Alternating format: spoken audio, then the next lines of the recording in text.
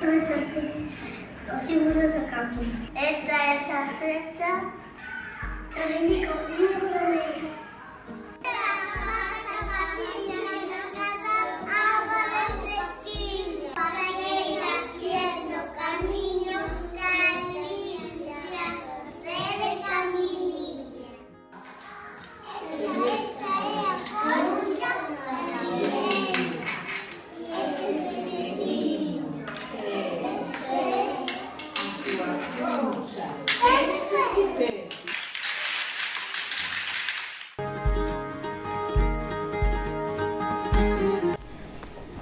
O camiño primitivo é unha das rutas máis antigas do Camiño de Santiago. E vai dende Oviedo ata Santiago de Compostela pasando por Lugo. Adoita completarse en uns 15 días. En Melide xúntase co Camiño francés. O Camiño conoce.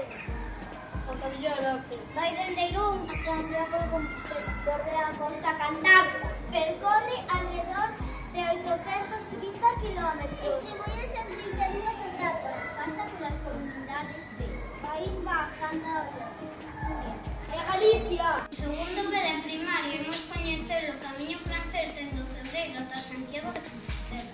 Nestas 7 etapas, imos descubrir as vilas e aldeas polas que pasan, pero tamén disfrutaremos de fermosos paisaxes e monumentos. Vai ser unha bonita aventura.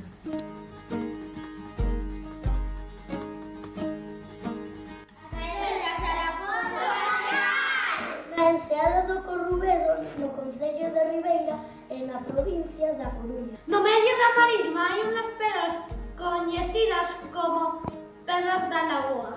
Condas e Cobos de Santiago cruzou dun só pulo a Enseada de Corrubedo. E da parte da actividade as pedras da bandeira e as pedras do cabalo. E dende ali a Corrubedo, quedando as pegadas das ferraduras do cabalo marcadas nas pedras da lagoa. Aparece cada noite unha sombra misteriosa. Conta que era un clérigo namorado dunha monxa que quixeron fuxir xuntos. Pero ela nunca chegou a cita. Dicen que a súa sombra ve saindo do carón da catedral, agardando cada noite pola súa amada.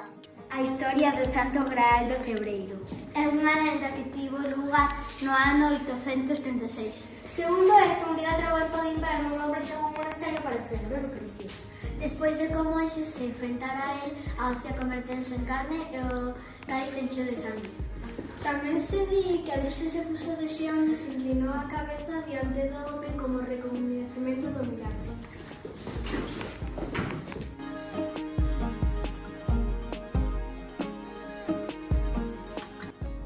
Sobre o ano 820 descóbrese a tumba de Santiago o Maior.